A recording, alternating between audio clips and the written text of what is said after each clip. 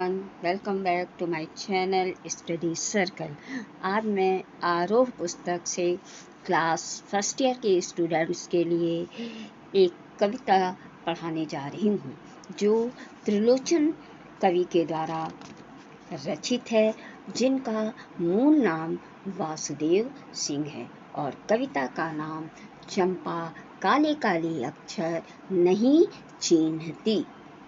तो इस कविता को मैं आज आप लोगों को भावार्थ सहित बताने जा रही हूँ।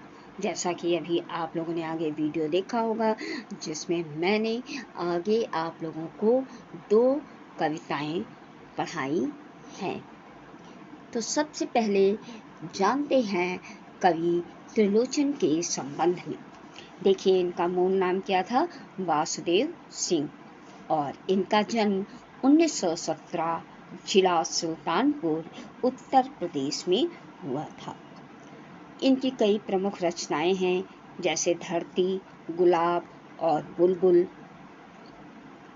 अर्धान, तुम्हें सौंपता हूँ, अमोला, मेरा घर, जीने की कला आदि कई रचनाएं हैं। इनको कई प्रमुख सम्मान भी प्राप्त हुए हैं, जैसे साहित्य अकादमी सलाका सम्मान, महात्मा गांधी पुरस्कार उत्तर प्रदेश। तो इन्होंने जो अपनी कविता चंपा काले काले अक्षर नहीं चिन्हती है, इस कविता को इनकी धरती संग्रह में संकलित है। यह पलायन के लोक अनुभवों को मार्मिकता से अभिव्यक्त करती है। कविता में अक्षरों के लिए काले काले विशेषण का प्रयोग किया गया है। देखिए, इसमें क्या बताया गया है कि इनकी कविता ये दर्शाती है कि जब लोगों को पढ़ाई का इतना ज़्यादा महत्ता नहीं थी, लोग पढ़ाई पर ध्यान नहीं देते थे और कार्य के संबंध में, अपनी रोजी रोटी के संबंध में एक स्थान से दूसरे स्थान को पलायन करते थे, अर्थात जाते थे और वहाँ पर रहकर मजदूरी आदि रोजगार आदि कर अपनी जीविका को चलाने का प्रयास करते थे। इसी के संबंध में कवि त्रिलोचन ने इस कविता को लिखा है कि किस तरीके से शिक्षा व्यवस्था के अंतर्विरोधों को उजागर करता है और दूसरी तरफ ये बताता है कि क्या व्यथा होती है, क्या यथार्थ से भी हम परिचय होते हैं कि हमारी मजबूरियां, जो आर्थिक मजबूरियां होती हैं, जिनके चलते घर टूटते हैं और लोग मजबूर हो जाते हैं अपनी पढ़ाई के विरोध में कुछ ज़्यादा कर नहीं पाते हैं, क्योंकि उनको पढ़ना लिखना नहीं आता है और उसके ऊपर उनका ध्यान नहीं जाता है। इस कविता में उन्होंने एक नायिका चंपा को दिखाया है, अनजाने ही उसकी शोषक व्यवस्था के प्रतिपक्ष में खड़ी है, जहां भविष्य को लेकर उसके मन में अनजान खतरा है। वो समझती है कि जब उसकी शादी होगी और उसका पति बाहर जाएगा तो वो ये होने नहीं देगी, और इसी के संबंध में वो कहती है कि कलकत्ते पर बजर गिरे, बजर माने वज्र गिरने की कामना करती है। आइए अब आगे बढ़ते हैं और देखते हैं इस कविता को, चंपा काले काले अक्षर नहीं चिन्हती। आइए अब आगे बढ़ते हैं। आप लोग ध्यान से अपनी बुक ओपन कर लीजिएगा और लेसन खोलिए, चंपा काले काले अक्षर नहीं चिन्हती। तो सबसे पहले मैं लाइन टू लाइन आपको इसका अर्थ बताऊंगी, बाद में आपको संदर्भ और भावार्थ भी बता दूंगी कि कैसे आपको एग्जाम में लिखना होगा। तो चलिए देखते हैं, इसको पढ़ लेते हैं। चंपा काले काले अक्षर नहीं चिन्हती, मैं जब पढ़ने लगता हूँ वह आ जाती है, खड़ी खड़ी चुपचाप सुना करती है उसे बड़ा अचरज होता है इन काले चिन्हों से कैसे ये सब स्वर निकला करते हैं। तो देखिए, कवि कहता है कि जब मैं लिखने बैठता हूँ, पढ़ने बैठता हूँ, तो चंपा जो है एक नायिका है, इस कविता की नायिका है, वो मेरे पास आकर खड़ी हो जाती है। चंपा काले काले अक्षर नहीं चिन्हती क्योंकि वो पढ़ी लिखी नहीं है और उसके लिए ये अक्षर बेकार हैं और सिर्फ काले काले ही दिखते हैं जो किताब पर लिखे हुए हैं। वो उनको पढ़ नहीं पाती, इनको जानती नहीं है। लेकिन जब मैं पढ़ने लगता हूँ वहाँ आ जाती है। कवि का कहना है कि जब वो पढ़ने बैठता है तो वह आ जाती है और खड़ी खड़ी होकर चुपचाप सुना करती है कि मैं क्या बोल रहा हूँ, और उसे सुनकर बड़ा आश्चर्य होता है। अचरज मीन्स आश्चर्य होता है, हैरानी होती है कि इन काले चिन्हों से कैसे ये सब स्वर निकला करते हैं। मतलब जो उसके लिए बेकार से ये अक्षर किताब के ऊपर दिखाई देते हैं, उन सब में ये आवाज़ कैसी है जो ये बोल रहे हैं। वो कवि को बोलते हुए देखती है, पढ़ते हुए देखती है, तो उसको आश्चर्य लगता है कि ये क्या बोल रहा है, क्योंकि ये तो एक काले काले चिन्ह बने हुए हैं जिनमें कुछ भी नहीं और है। अब इसका भावार्थ देखते हैं कि आप लोग कैसे इसको लिखेंगे। तो देखिए, सबसे पहले आप लोग लिखेंगे कि प्रस्तुत पंक्तियाँ प्रगतिशील कवि त्रिलोचन जी के द्वारा रचित कविता चंपा काले काले अक्षर नहीं चिन्हती है से ली गई हैं या उद्धत है। और इस कविता के माध्यम से कवि ने पलायन के लोक अनुभवों को बड़ी ही मार्मिकतापूर्ण तरीके से व्यक्त करने का प्रयास किया है। कवि के द्वारा गांव में साक्षरता के प्रति यानी पढ़ाई के प्रति उदासीनता को चंपा के माध्यम से वर्णित किया गया है, मुखरित किया गया है। इन पंक्तियों के माध्यम से कवि चंपा नामक लड़की की निरक्षरता के बारे में बताते हुए कहते हैं कि चंपा काले काले अक्षरों को नहीं पहचानती, अर्थात वह उन काले अक्षरों से बिल्कुल अनजान है, अनभिज्ञ है। कवि आगे कहते हैं कि जब मैं पढ़ने बैठता हूँ तो चंपा वहाँ आ जाती और वो खड़ी होकर चुपचाप मेरे द्वारा बोले या पढ़े जा रहे शब्दों को सुना करती है, लेकिन उनके बारे में कुछ जानती नहीं, कुछ समझती नहीं। आगे कवि कहते हैं कि चंपा को इस बात से बहुत ही आश्चर्य होता है, हैरानी होती है कि इन काले अक्षरों या काले चिन्हों से कैसे स्वर या ध्वनियाँ निकला करती हैं। अब आगे बढ़ते हैं नेक्स्ट।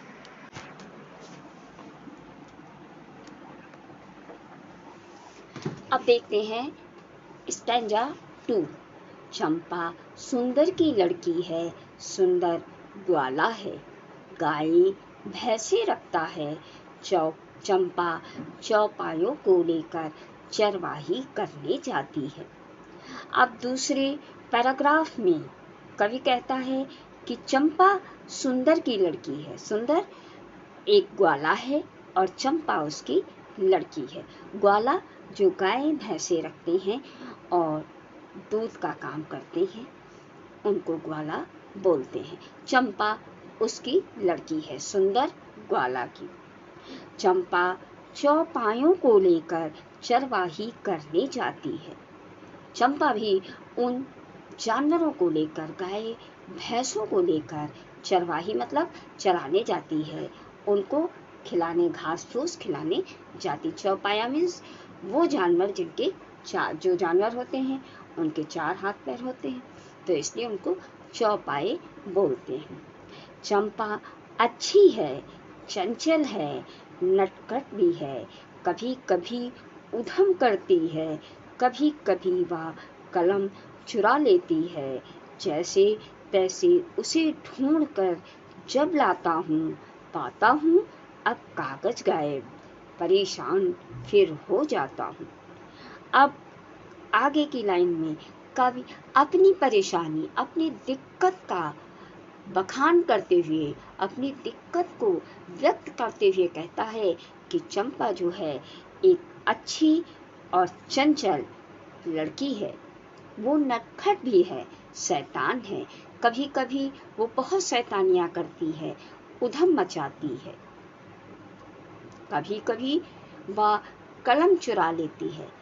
कवि का जहाँ पे सब सामान रखा हुआ है वहाँ पर चंपा आती है तो वो कभी कभी शैतानी में कवि का कलम पेन चुरा लेती है। फिर उसको कवि ढूंढता है और ढूंढ कर जब वो उसे लाता है तो जब वो लौट कर आता है तब देखता है कि अब कागज गायब है। जब वो पेन ढूंढ कर कवि आता है तब देखता है कि उसका कागज गायब है। परेशान फिर हो जाता हूँ। कवि कहता है इस तरीके की चंपा की शैतानियों से मैं परेशान हो जाता हूँ। अब आगे बढ़ते हैं और इसकी व्याख्या देखते हैं। आगे के इसमें बताया गया है कि कवि किस प्रकार से इन प्रस्तुत पंक्तियों में कवि ने बताया है कि चंपा जो है वो काले काले अक्षर नहीं चिन्हती है, लेकिन क्या करती है, शैतानी करती है। जब कवि अपना काम करता है तो वो आकर खड़ी हो जाती है, चुपचाप कवि को देखती है, पढ़ते हुए लिखते हुए। और चंपा है कौन, तो कवि ने बताया कि एक सुंदर नाम का ग्वाला है, चंपा उसकी लड़की है जो गाय भैंसे रखता है। चंपा भी अपने पिता के सभी पशुओं को चराने के लिए प्रतिदिन ले जाती है। आगे कवि कहते हैं कि चंपा अच्छी लड़की है, वह चंचल है, नटखट है और कभी कभी शरारत भी करती है, शैतानियां भी करती है। कभी तो वो मेरी कलम चुरा लेती है। अब कवि का जहाँ पे सब सामान रखा हुआ है वो पढ़ाई करता है, लिखता है, तो वहाँ पर उसके पेन, कागज, कलम, डायरी सब चीज रखी हुई है। तो चंपा कभी कभी उसका पेन चुरा लेती है वहाँ से, तो कवि उसको ढूंढता है और ढूंढ कर उसे जब लाता है तो देखता है कि दूसरी बार उसका कागज गायब हो गया है। चंपा के इन शरारतों से कवि पुनः परेशान हो जाता है। अब आगे बढ़ते हैं, पैराग्राफ 3 देखते हैं। अगला देखते कि चंपा कहती है तुम कागज ही गोदा करते हो दिन भर, क्या ये काम बहुत अच्छा है। ये सुनकर मैं हंस देता हूँ, फिर चंपा चुप हो जाती है। अगली लाइनों में कवि कहते हैं कि चंपा जब कवि के पास खड़ी होती है और वो उसको लिखते हुए देखती है तो वो कहती है कि तुम तो दिन भर कागज ही गोदा करते हो, क्या ये काम बहुत अच्छा लगता है तुमको। और कवि यह बातें सुनकर, चंपा की ये मासूमियत भरी बातों को सुनकर हंस देता है और चंपा ये कहकर चुप हो जाती है। चंपा ये चुप हो जाती है इसलिए कि कहीं ऐसा तो नहीं कि हमने कुछ गलत कह दिया जो मुझको कहना नहीं था, और इसीलिए ये हंस रहे हैं। अब आगे की लाइन देखते हैं। उस दिन चंपा आई, मैंने कहा कि चंपा तुम भी पढ़ लो, हारे गाढ़े काम सरेगा, गांधी बाबा की इच्छा है सब जन पढ़ना लिखना सीखें। अब कवि आगे की लाइनों में चंपा की बातों को बताते हुए कहते हैं कि उस दिन मतलब एक दिन चंपा आई तो कवि ने उससे कहा कि चंपा तुम भी पढ़ लो, हारे गाढ़े काम सरेगा। अब हारे गाढ़े क्या है? कठिनाई में काम आएगा। मैंने उसको समझाया, मतलब कवि ने चंपा को समझाने का प्रयास किया कि पढ़ाई बहुत जरूरी है। चंपा तुम भी पढ़ाई पर ध्यान दो, तुम भी पढ़ लो और ये कठिनाई के वक्त में तुम्हारे काम आएगा। गांधी बाबा की इच्छा है सब जन पढ़ना लिखना सीखें, और मैंने उसे बताया कि गांधी बाबा जी जो थे उनकी यही इच्छा थी कि सभी लोग साक्षर हों, अर्थात सभी लोग पढ़ाई लिखाई करें और पढ़े लिखे हों समाज में।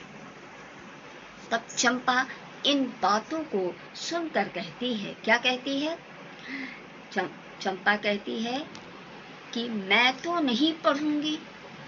तुम तो कहते थे गांधी बाबा अच्छे हैं, वे पढ़ने लिखने की कैसे बात कहेंगे, मैं तो नहीं पढ़ूंगी।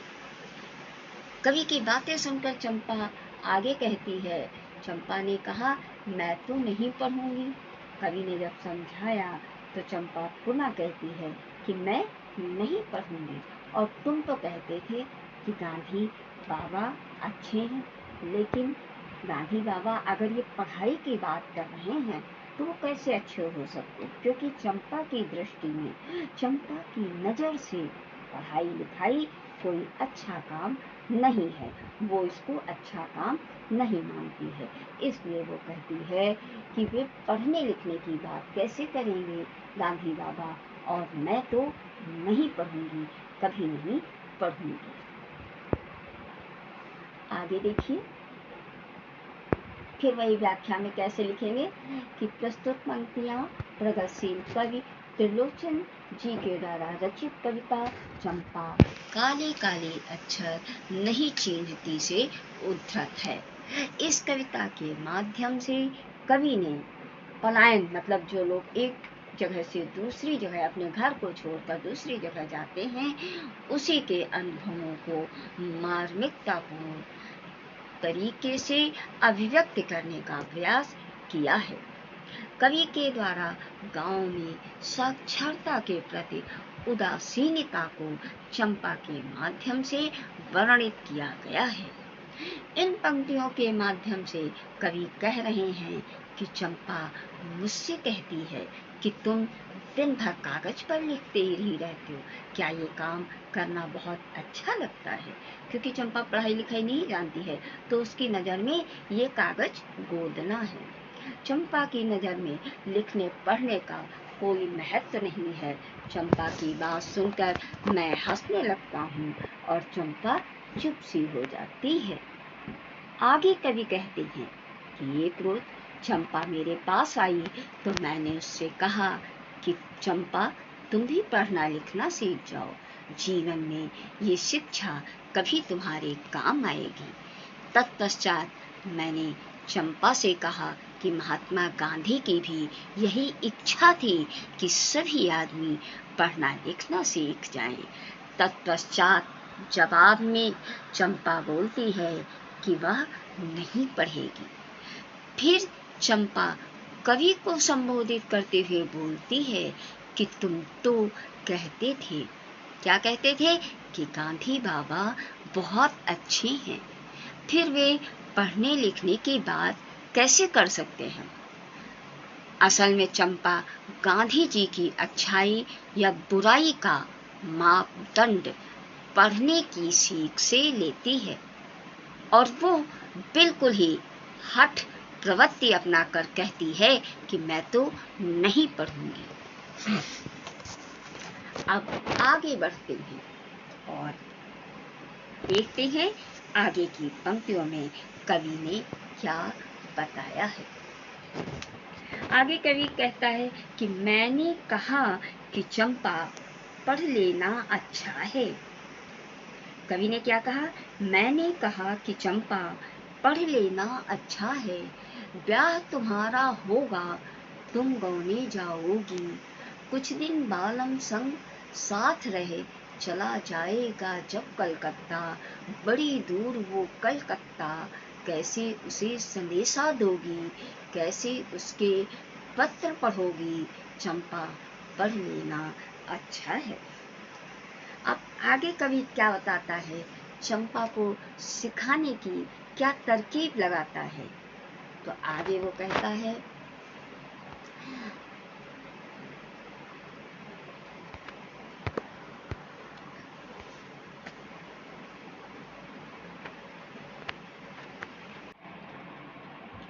अब आगे देखते हैं कि इन पंक्तियों में कवि ने क्या बताने का प्रयास किया है। प्रस्तुत पंक्तियां प्रगतिशील कवि त्रिलोचन के द्वारा रचित कविता चंपा काले काले अक्षर नहीं चीनते से ली गई हैं। इस कविता के माध्यम से कवि ने पलायन के लोक अनुभवों को मार्मिकतापूर्ण तरीके से अभिव्यक्त करने का प्रयास किया है। अपनी पंक्तियों के माध्यम से कवि चंपा को पढ़ने की सलाह दे रहे हैं। आगे कवि शिक्षा के महत्व पर बात करते हुए कहते हैं कि देख चंपा, एक दिन तुम्हारी शादी होगी और तुम अपने पति के घर यानी ससुराल जाओगी। जब वहाँ तुम्हारा पति कुछ दिन साथ रहकर नौकरी के लिए कलकत्ता चला जाएगा, और ये कलकत्ता बहुत दूर है चंपा। आगे कवि चंपा को समझाते हुए कहते हैं कि ऐसे में तुम अपने बारे में उसे कैसे बताओगी, अपना हाल चाल कैसे लिख कर भेजोगी और उसका हाल चाल कैसे जानोगी, अर्थात उसे संदेशा कैसे दोगी। जब तुम्हें पढ़ना लिखना नहीं आएगा तो तुम उसके पत्रों को कैसे पढ़ पाओगी चंपा। इसलिए मैं कहता हूँ कि चंपा, पढ़ लेना ही अच्छा है और तुम पढ़ लो।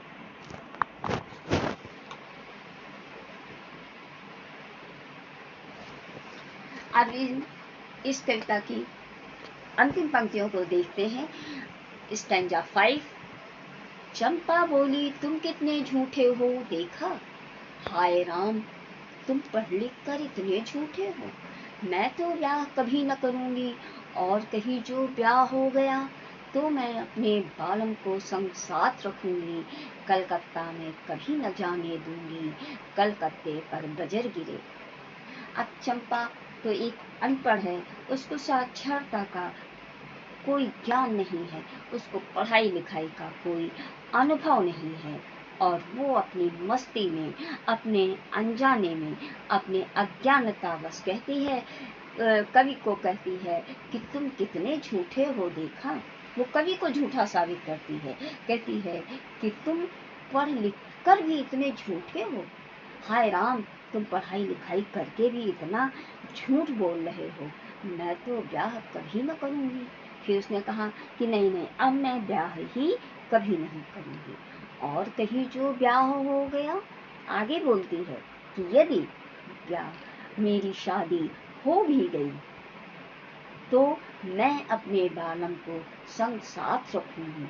तो वो कहती है पहले तो मैं अपनी शादी ही नहीं करूंगी, और यदि मेरी शादी हो गई तो मैं अपने पति को हमेशा अपने ही साथ रखूंगी, कलकत्ता में कभी न जाने दूंगी, और मैं किसी भी काम के लिए अपने से दूर अपने पति को कभी नहीं जाने दूंगी, कलकत्ता में कभी नहीं जाने दूंगी। कलकत्ते पर बजर गिरे, और वो कलकत्ते को बहुत ही बुरा समझने लगी और कहती है उसके ऊपर वज्र गिरने की कामना करने लगी। वो कहती है कि कलकत्ते पर वज्र गिरे, वज्र माने वज्र गिरे, ये इतना खराब है, मैं अपने पति को वहाँ कभी नहीं जाने दूंगी। अब देखिए इसमें क्या बताया गया है। इसमें भी कवि के द्वारा ये बताने का प्रयास किया गया है कि साक्षरता के प्रति उदासीनता को चंपा के माध्यम से ही बताया गया है। जब कवि के द्वारा चंपा को पढ़ने की सलाह दी गई, तब वह कवि पर गुस्सा भाव जताते हुए कहती है कि तुम बहुत झूठ बोलते हो, हाय राम तुम पढ़े लिखे होकर भी झूठ बोलते हो। कवि को संबोधित करते हुए आगे चंपा कहती है कि मैं तो शादी ही कभी नहीं करूंगी, और यदि शादी हो भी गई तो मैं अपने पति को हमेशा साथ रखूंगी, उसे कभी कलकत्ता नहीं जाने दूंगी, अर्थात वह अपने पति का शोषण नहीं होने देगी। परिवार को दूर करने वाले शहर कलकत्ते पर बजर गिरे, बजर माने वज्र गिरे, वह अपने पति को उन सब चीज़ों से दूर रखेगी। अभी आप लोगों ने देखा कि इस लास्ट पंक्तियों में कवि ने बताया कि किस तरीके से जो परिवार टूटते हैं, एक दूसरे से अलग होते हैं रोजी रोटी कमाने के लिए, तो उन अनुभवों के ऊपर चंपा जो कहती है कि वो ऐसा होने नहीं देगी और अपने पति को कभी भी दूर कलकत्ते शहर को जाने ही नहीं देगी। तो इस तरीके से आप लोगों ने इस कविता को अभी देखा, समझा। आशा है आप लोगों को समझ में आया होगा। अगर समझ में आया है इस कविता का भावार्थ और इसके शब्दार्थ जो भी आप लोगों ने देखा कि चंपा काले काले अक्षर नहीं चीरती। अब अगली वीडियो में मैं नेक्स्ट चैप्टर लेकर आऊँगी। तब तक के लिए वीडियो को लाइक करें, शेयर करें और सब्सक्राइब अवश्य करें। बाय बाय बच्चों।